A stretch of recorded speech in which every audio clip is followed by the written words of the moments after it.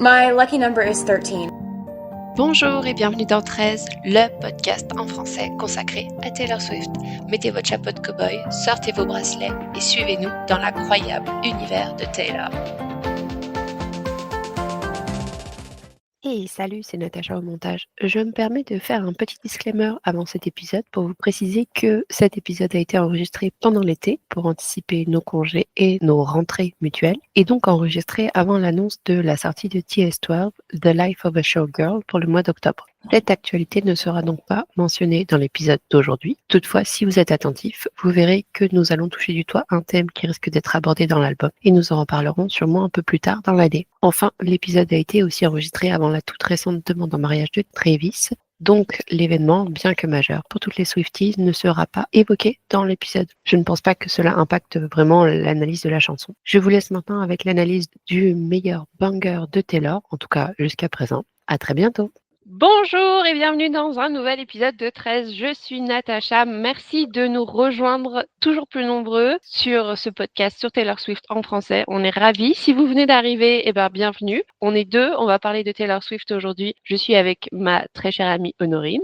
Bonjour à tous, merci Natacha d'accueillir nos auditeurs avec autant d'entrain. Et puis si vous nous retrouvez, que vous êtes là depuis longtemps, moins longtemps, etc., on est trop contente que vous soyez encore là avec nous. Et aujourd'hui, on va parler d'une chanson de l'été. Vu que l'été se termine, on pouvait pas terminer l'été sans parler de la meilleure chanson d'été, Cruel Summer. Bah ouais, c'est vrai que c'était un peu évident qu'on en parle pendant l'été. Ça nous a été beaucoup demandé en plus, donc on essaie de satisfaire nos auditeurs le plus possible. Et à l'heure où on se parle, on est fin août, et la chanson, elle a tout pile 6 ans, puisque l'album Lover était sorti le 23 août 2019. Et franchement, la chanson, elle a pas pris une ride, hein. Je sais pas ce que t'en penses. Non, parfaite. Elle est toujours aussi belle. C'est une collaboration entre Taylor, Jack Antonoff et Annie Clark du groupe Saint-Vincent, qui elle aussi a déjà collaboré avec plein d'autres artistes, notamment Olivia Rodrigo. Elle a travaillé avec elle sur la chanson Obsess, si vous la connaissez. Taylor l'avait rencontrée lors des Grammys Awards, juste avant qu'elle récupère l'Album of the Year pour 1989, donc l'année précédente. Et ensuite, elle avait invité Annie Clark pour le 1989 World Tour. Ils avaient chanté ensemble Dreams à LA pendant ce concert-là. J'ai regardé un petit peu des infos sur Saint-Vincent. Elle souligne que les fans ont fait un travail incroyable pour pousser cette chanson qui devait être un single sur l'album Lover et qui ne l'a jamais été officiellement, en tout cas à la sortie de l'album. Et on va en reparler parce que c'est vraiment ce qu'il faut retenir de cette chanson, entre autres. Bah ouais, c'est vrai que c'est assez incroyable que cette chanson ait jamais été un single, mais bon, on l'a déjà dit dans le podcast, Taylor fait de très mauvais choix de single pour ses albums. Heureusement, grâce à l'Eras Tour et grâce aux fans, la chanson a enfin eu un peu l'heure de gloire qu'elle méritait en devenant un single en 2023, donc 4 ans après la sortie de l'album.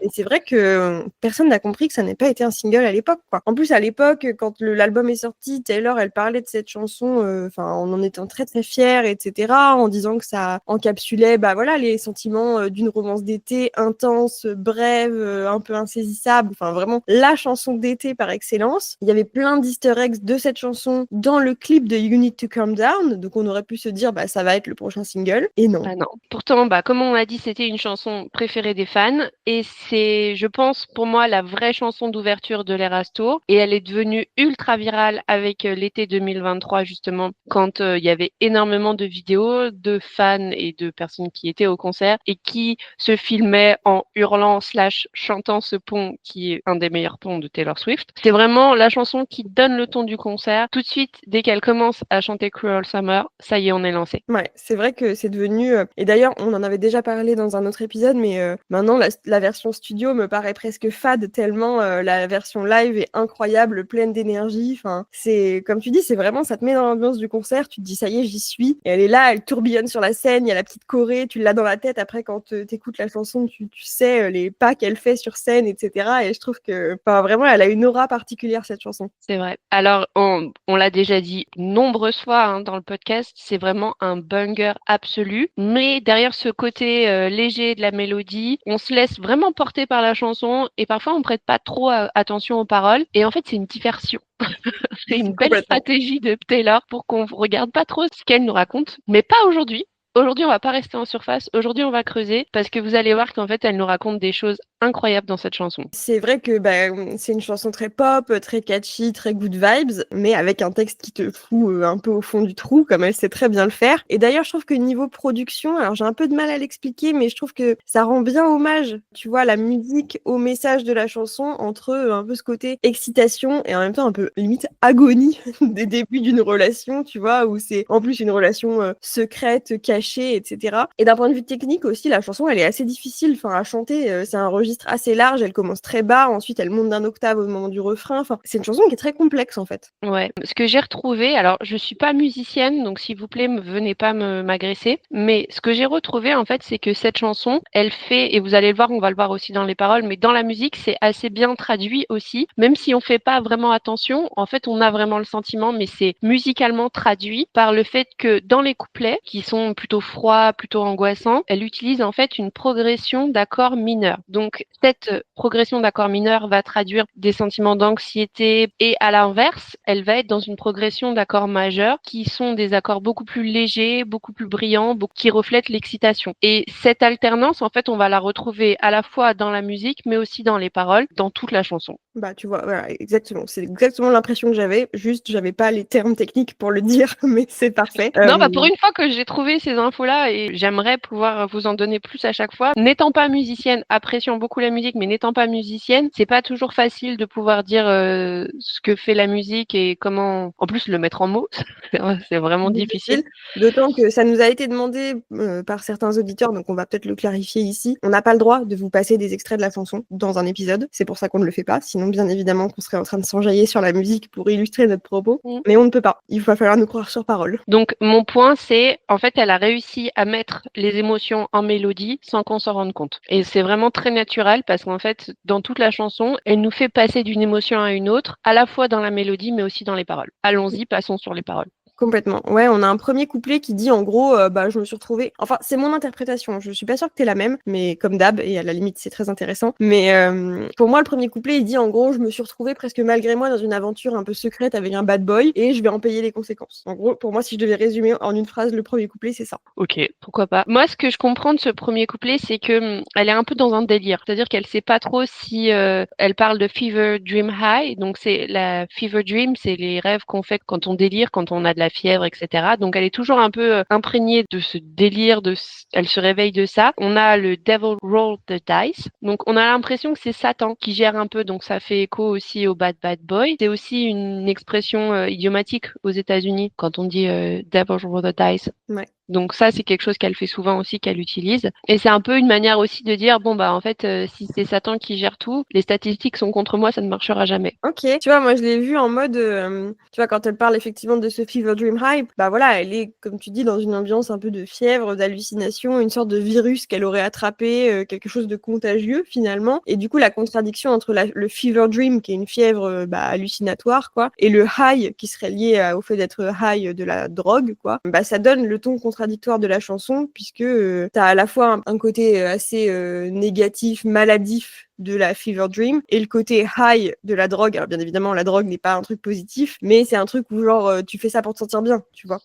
Et du coup, ça fait écho aussi se sentir bien aux anges qui sont censés être apportés le bonheur et la joie. Et en peu de mots, en fait, elle nous explique que il a l'air tellement innocent qu'elle pourrait tout lui passer. Angels roll their eyes. Ça veut dire qu'en gros, il est tellement mignon que finalement, elle va tout laisser passer. Et j'aime beaucoup cette dernière phrase quand elle dit What doesn't kill me makes me want you more. C'est encore une fois une phrase qui est idiomatique. Ce qui ne me tue pas me rend plus fort. En fait, elle veut tellement cette personne que ça va la rendre malade. Et finalement, elle va continuer dans ce délire. Ouais, je suis d'accord. Alors bien sûr, il faut ne pas oublier que cette phrase What doesn't kill you makes you stronger n'est pas attribuée en premier lieu à Kelly Clarkson, mais bien à Nietzsche, qui était un philosophe, même si Kelly Clarkson l'a largement popularisé. Alors que tu vois, moi, ce côté, les Devil Roll the Dice, Angel Roll the Eyes, moi, je le vois vraiment en mode, elle a un petit ange et un petit démon sur son épaule, elle sait pas encore lequel des deux elle va écouter, tu vois. Quoi qu'il arrive, on est dans l'hésitation. Elle sait pas ce qu'elle va faire, mais elle est à l'ouverture, elle sait qu'il va se passer quelque chose de mal, mais elle sait pas encore quoi. Oui, et puis tu vois, tu sais, t'as cette phrase dans le premier couplet où elle dit Killing me slow out the window, I'm always waiting for you to be waiting below. Pour moi, c'est genre, bah, tu vois, Taylor, c'est un peu une incorrigible romantique, et genre, cette phrase, c'est vraiment référence à Roméo et Juliette qui attend, enfin, Roméo qui attend à la fenêtre, la scène du balcon, etc. Et donc, elle qui dit, bah, elle espère qu'il sera à sa fenêtre, qu'il l'attendra un peu dans un élan romantique, et donc, bah, en fait, elle espère qu'il tombera amoureux d'elle autant que elle est en train de tomber amoureuse de lui, quoi. Incroyable. Incroyable. Et donc, après, on enchaîne avec le refrain. Donc c'est nouveau, la forme de son corps, bah voilà, ils sont dans un début de relation, donc ils sont en train aussi d'apprendre à se connaître physiquement. Je dirais presque qu'on tâtonne, vous voyez. Ouais. On sait pas trop où on va, mais on y va. It's blue, the feeling I've got. Feeling blue en anglais, c'est une manière de dire je suis triste, je suis mélancolique. Donc on est un peu dans un état de détresse émotionnelle presque. Donc Ouais. elle est vraiment, elle fait tout le temps cette alternance entre c'est génial, au final c'est pas ouf dans cette chanson. Moi, j'ai vraiment, quand j'écoute cette chanson, j'ai l'image de Réponse quand elle quitte sa tour et qu'elle fait genre oui, c'est génial. Non, je suis une fille abominable. Je ne rentrerai jamais à la maison. Il faut tout de suite que je rentre à la maison. Et ben pour moi, c'est un peu ça parce que, en tout cas, pour moi, je le vois vraiment comme une relation interdite. En tout cas, la relation dont elle parle dans cette chanson. Et du coup, bah pour moi, c'est un peu ce côté, voilà, c'est excitant, mais c'est aussi fragile, c'est probablement fugace. Et effectivement, quand elle dit It's blue, the feeling I've got, bah puisque c'est une relation qui est interdite, pour moi, il y a une sorte d'amertume, tu vois, de regret de pas pouvoir vivre l'histoire en plein jour. Et c'est ça qu'elle regrette finalement. On va vivre l'histoire en plein jour, on va le retrouver un peu après. C'est vrai on alterne dans ce début de relation entre l'anxiété, la frustration de pas comprendre aussi l'autre personne. Peut-être qu'ils arrivent pas bien à communiquer, on sait pas trop. Et puis on a ce ouh, waouh, waouh. Ouais. Et c'est vrai C'est que pas c'est commun dans la discographie de Taylor, c'est rare qu'elle remplace des mots par ça. exactement. Et ben moi je trouve ça hyper original et c'est presque génial parce qu'en fait ça apporte beaucoup de relief à la chanson et c'est pas juste le son de Taylor dans cette relation. Si on peut le faire, donc on peut le faire en chantant comme elle est là et puis ça peut être aussi oh, oh. Ouais, c'est vrai. Et là, du coup, elle perd pied et elle commence à un peu avoir peur. On a l'alternance entre ces deux chansons. Alors, bien sûr, si on le chante, c'est bien plus marrant, mais au final, est-ce que ce serait pas elle en train de dire attention, je suis en train de. Oui, bah, et ça va avec encore tout l'esprit contradictoire de la chanson où tu vois, quand elle dit It's cool, that's what I tell him, no rules in breakable heaven. Tu sais, en fait, en gros, elle parle un peu, tu sais, d'un situationship, genre une relation non exclusive. C'est ok que tu vois d'autres gens, moi aussi, ça m'atteint pas du tout. Alors qu'en fait, si, ça l'atteint complètement, mais juste elle veut avoir l'air cool.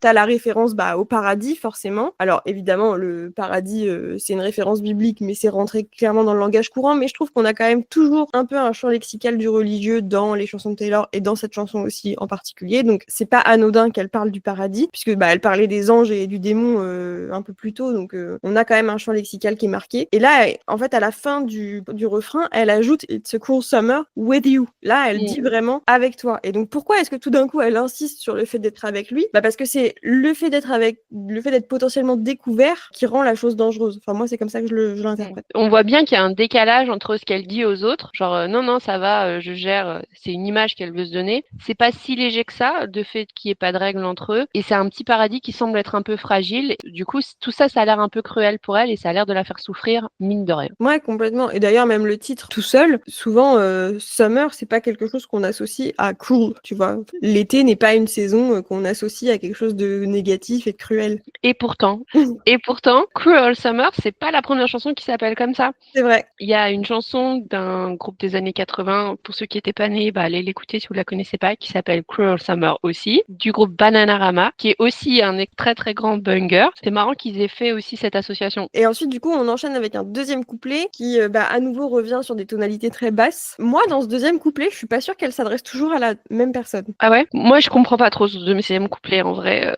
Il y a plein de choses qui m'échappent. Il y a des phrases qui sont assez étranges. I'm not dying. Est-ce qu'il se cache? Est-ce que elle c'est une manière de se consoler à elle en disant non, ça va, tout va bien. Bah justement, en fait, pour moi, ça devient beaucoup plus clair si tu pars du principe que donc dans ce premier couplet, elle s'adresse à quelqu'un avec qui elle est en train de vivre un début de relation. Un début de relation qui est caché, qui est secret. Pourquoi c'est caché, c'est secret? Parce qu'en fait, elle est en train de tromper quelqu'un avec cette nouvelle relation. Et donc, pour moi, dans le deuxième couplet, elle s'adresse à la personne avec qui elle est déjà, à la personne qu'elle est en train de tromper. Tu crois? Bah, en tout cas, Parce moi, que ça me paraît plus logique comme ça. ouais, c'est vrai. Parce que dans la phrase d'après, donc elle dit, tu dis que on peut pas rater dans ces moments où on essaye, et après elle dit, we're not trying, donc on n'essaye pas. Donc en fait, on peut pas vraiment gâcher. Mais en fait, moi, je vois ça aussi de la manière de, on va dire, de l'autre personne, donc je veux dire de lui, qui n'a pas vraiment envie de s'investir plus, tu vois. Ouais, bah moi je le vois pas comme ça. En fait, si tu reprends depuis le début du deuxième couplet, elle fait Hang your head low in the glow of the vending machine, I'm not dying. Tu vois, elle parle à quelqu'un qui aurait la tête baissée devant un distributeur. C'est hyper random comme image et en même temps, moi ça me fait direct penser à une vibe hôpital. Genre, t'as la tête baissée parce que t'es triste et t'es devant un distributeur parce que t'attends quelqu'un qui est dans une chambre d'hôpital et tu prends un café à la machine parce que ça fait 3 heures que t'attends aux urgences en gros. Et c'est pour ça qu'après elle dit I'm not dying. Et c'est genre, en gros, arrête d'être triste, je suis pas en train de mourir, c'est juste notre relation qui est en train de mourir. Et c'est pour ça qu'elle dit We said that we'll just screw it up in these trying times, we're not trying. Le trying times, c'est une expression en anglais pour dire c'est des temps difficiles, tu vois, c'est Ah ouais, des ok. moments difficiles. Et du coup, en gros, pour moi, ce qu'elle dit, c'est sois pas si dramatique, je suis pas en train de mourir, on est juste en train de se séparer, on se trouve des excuses, mais en fait, on essaye même pas de se sauver, on essaye même pas de sauver cette relation dont on sait qu'elle est perdue d'avance. Ok. Moi, je l'avais pas ça, mais c'est vrai que ça a du sens. J'entends ce point, madame. Je sais pas si j'ai raison, mais en tout cas, Bah, comme il moi, avait pas trop de sens, c'est vrai que comme ça en donne un. bah ouais, moi j'essaie de trouver du sens, peut-être que je me trompe, mais en tout cas moi je l'entends comme ça. Et après par contre, on a cet autre pré-refrain où elle s'adresse du coup à cette nouvelle personne avec qui elle vit une nouvelle relation. La raison pour laquelle je pense que potentiellement ce deuxième couplet ne s'adresse pas à la première personne à qui s'adresse le premier couplet, c'est que je pense que Taylor Swift a utilisé dans cette chanson le même procédé qu'aurait utilisé un poète qui s'appelle T.S. Eliot dans un poème qui s'appelle The Wasteland. Ok. Dis-moi en plus. Reste avec moi. C'est un poème qui est hyper connu dans la littérature anglophone, que beaucoup de jeunes étudient au collège, au lycée, au même titre que nous, on étudie Baudelaire, tu vois. Et en gros, c'est un poème qui commence par April was the cruelest month. Ok. Avril était le mois le plus cruel. Et c'est un poème dans lequel le narrateur passe d'un point de vue à un autre, sans transition, sans explication. Il s'adresse à plein de gens différents. Et du coup, je me dis que ça pourrait être... en tout cas, pour moi, ça faisait sens, du coup, que potentiellement, elle le fasse aussi dans une chanson. Parce que, en tout cas, c'est un poème qui parle de l'été, d'un poète qui a les mêmes initiales que Taylor Swift, qu'elle a probablement, très certainement, étudié à l'école quand elle était ado, et qui parle, qui parle de l'été. C'est forcément... pour moi, c'est forcément un poème qu'elle connaît. Et du coup, je me dis, peut-être que dans cette chanson, elle a fait le même procédé narratif, c'est-à-dire passer d'un interlocuteur à un autre sans prévenir, sans que ce soit très clair, mais qui du coup fait que pour moi, c'est ça qui donne du sens à la chanson. Ouais, c'est possible. Tout à fait. Je te suis sur cette théorie. Merci. Mais bon, du coup, après, on revient au pré-refrain où on le disait, pour moi, elle s'adresse à nouveau à ce nouvel amoureux. Elle lui dit So cut the headlights. Taylor, elle a déjà parlé du fait de couper les phares d'une voiture, notamment dans Style. Bon, manifestement, Taylor Swift est un danger public sur la route. Mais c'est en gros une façon de parler de quelque chose de secret, tu vois, parce qu'une voiture qui a les phares éteints, dans la nuit, elle est invisible. Donc, toujours dans ce cachet, alors. Toujours dans ce cachet. Et après, elle enchaîne avec Summer's the Knife, donc la métaphore de l'arme pour parler, pour moi, de son désir qui est assez douloureux parce que justement, la relation est secrète. Et elle file la métaphore en disant I'm always waiting for you just to cut to the bone. Donc, cut avec le couteau, le knife dont on parlait au-dessus. Et donc, en fait, je sais pas, est-ce qu'elle veut plus de douleur, plus de sensations? Elle en veut plus avec lui, même si elle Ça veut sait dire qu'elle quelque fait chose, mal. cut to the bone en anglais? Oui, cut to the bone, c'est une expression qui désigne le fait d'aller mettre les choses à nu, en quelque sorte, tu vois, de s'exposer à quelqu'un sans artifice, sans fioriture, en étant vrai. Ça a du sens, là, du coup. Globalement, ce qu'elle raconte a du sens. Hein. Et là, du coup, elle reparle des anges et des démons, mais qui pour moi sont vraiment l'ange et le démon sur son épaule. Et là, pour le coup, dans ce deuxième pré-refrain, elle fait le choix d'y aller quand même. Elle fait le choix d'écouter plutôt la partie démoniaque parce qu'elle dit And if I bleed, you'll be the last to know. Donc, en gros, si je saigne, tu seras le dernier à le savoir. Autrement dit, je te montrerai jamais que j'ai mal, je pourrais m'en prendre qu'à moi-même. Quoi. Mais donc, ok, j'accepte d'avoir mal. Mais du coup, en disant ça, elle se rend compte que ça va probablement pas marcher. Ouais. Dans le déni, là, on est dans le déni. Ouais, dans le déni, complètement, mais c'est pas grave, on y va, quoi. Et après, on a le pont. Le pont. On est dans un des meilleurs ponts des chansons de Taylor Swift. Je pense qu'on peut dire ça sans se planter. Sans se planter. Il est iconique. Ça reste un excellent souvenir si vous avez été au concert. Si vous n'avez pas été au concert, j'imagine que c'est quand même un excellent souvenir pour vous. Et on s'en lasse pas. On ne s'en lasse pas. C'est vraiment le pont que t'as envie de hurler, qui est hyper cathartique, hyper catchy, et en même temps qui est affreusement triste. Effectivement, ce I'm drunk in the back of the car and I cried like a baby coming home from the bar. Donc elle est bourrée, elle pleure. Donc déjà c'est bien parti. Voilà, déjà c'est bien parti.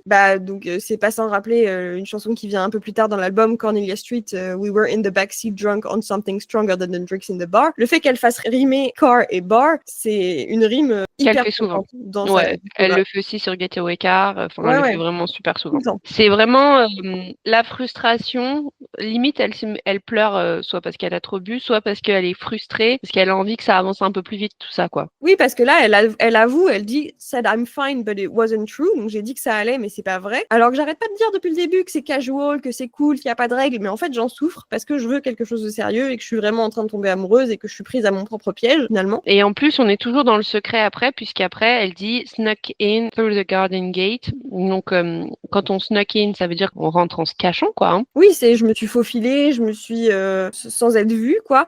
Through the garden gate, évidemment on pense à l'arrière d'une maison, l'entrée d'un jardin, etc. Moi je peux pas m'empêcher de me dire que potentiellement elle fait référence au jardin d'Éden puisque depuis le début Aussi. on a quand même des références un peu bibliques puisqu'après elle parle de seal my fate, donc de c'est très sceller fort. mon destin quoi. Donc c'est très très fort. Et en gros là, pour moi elle lui dit est-ce que tu crois vraiment que j'aurais passé toutes mes soirées à venir te voir en douce si c'était pas sérieux entre nous quoi. Ouais. Est-ce que, comme si finalement, la pire des choses qui pouvaient leur arriver dans la relation, ce serait qu'elle tombe amoureuse. Et donc, c'est le contraste entre l'amour et la pire des choses. I love you, ain't that the worst thing you ever heard? Ouais. Après, il y a une autre interprétation de cette... Parce qu'en fait, donc, on a un pont qui est en 8 mesures, ce qui est assez commun. Mais là où ça devient pas commun, c'est qu'elle ajoute une 9e mesure où elle dit « He looks up grinning like a devil », qui est vraiment une phrase iconique de cette chanson. Alors pour moi, t'as deux interprétations, parce qu'en gros, c'est vraiment, il relève la tête avec ce sourire un peu diabolique en mode « Bah, c'est bon, j'ai eu ce que je voulais. » J'ai gagné, finalement. je suis satisfait, ouais. Ouais, exactement. Mais en fait, c'est hautement sexuel. Ah,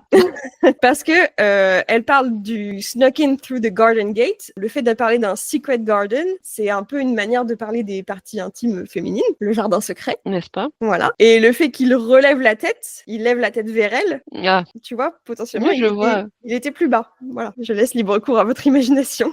De toute façon, Lover, c'est un album, elle a dit, qui faisait le tour de toutes les facettes de l'amour. Oui, puis attends, je veux dire, c'est bon, il y a False God sur cet album, c'est pire. Mais en tout cas, c'est quand même probablement une des chansons les plus complexes de Taylor Swift. Et ce qui, du coup, fait que ça rend magistral, tu vois, qu'elle soit cachée sous une prod hyper pop, à hurler à plein poumon sans s'en rendre compte. Depuis que c'est devenu un single, on l'entend à la radio et tu chantes ça dans ta voiture sans vraiment te rendre Génial compte de des l'entendre paroles. à la radio. Mais je pense que si on écoute vraiment les paroles, on prend un peu une claque. Ouais, c'est vrai. Cette chanson, elle a un potentiel pour être un vrai tube d'été. C'est-à-dire pas juste de l'été 2023, mais pour revenir tous les étés sur les radios comme une chanson qu'on adore de l'été, quoi. Et j'espère que ce sera le cas parce que nous, on l'adore. Après, si vous voulez vraiment prendre la claque jusqu'au bout sur cette chanson, il faut écouter Natasha, la cover de Teddy Swims.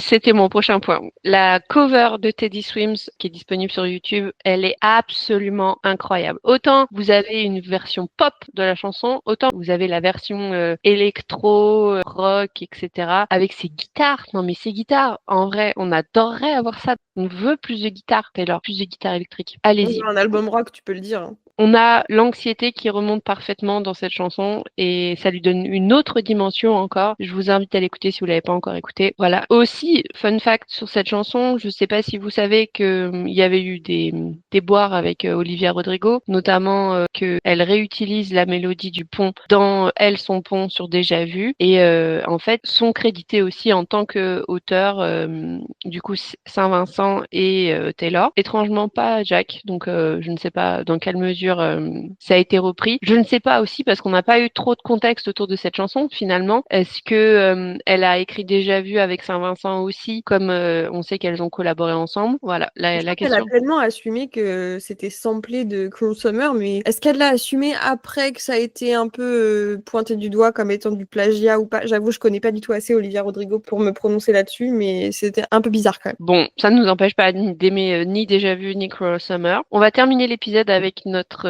petite tradition. Qu'est-ce que tu écoutes en boucle en ce moment, Honorine? Pas très original, mais j'écoute Azizam de Ed Sheeran tout le temps. Ah ouais? Ouais, j'adore. J'ai trop hâte que l'album sorte. Là, au moment où on se parle, il sort très très bientôt et j'ai vraiment hâte. Bon, c'est cool. Du coup, en creusant un petit peu là sur Saint-Vincent, je connaissais pas du tout et je me suis dit, tiens, je vais aller voir ce que c'est. C'est pas mal, hein. C'est vraiment pas mal. Ça ressemble un peu, du coup, il y a une chanson que je vous conseille qui est ma chanson du moment qui s'appelle Los Angeles. C'est un jeu de mots sur Los Angeles. Et c'est très, très électro-rock. Ça me rappelle un peu d'une certaine manière si vous connaissez ce groupe belge qui s'appelle Soulwax, qui était très très connu dans le début des années 2000. Donc voilà, vraiment très cool, excellente chanson. J'aimerais beaucoup qu'elle collabore avec elle, pourquoi pas. Ça, je pense que ça pourrait être des belles choses. Bah écoute, on l'espère. Et surtout, ce qu'il faut retenir aujourd'hui, c'est que Cruel Summer a dépassé les 3 milliards d'écoutes sur Spotify. Ouais, c'est énorme, c'est trop bien. C'est incroyable. Ça fait aujourd'hui de Cruel Summer sa chanson la plus écoutée sur Spotify. Évidemment, on est hyper fiers parce que c'est une chanson qu'on adore tous. On espère qu'il y aura d'autres chansons qui auront cet exemple-là, qui n'était ni un single, ni une chanson qui a eu un clip, ni une chanson qui a eu un lyric vidéo, et qui pour autant aujourd'hui arrive à dépasser les 3 milliards d'écoutes. Retournez écouter cette chanson sur votre plateforme à vous ou sur le CD ou peu importe comment vous écoutez les chansons de Taylor, parce que c'est vraiment un de ses plus gros bangers.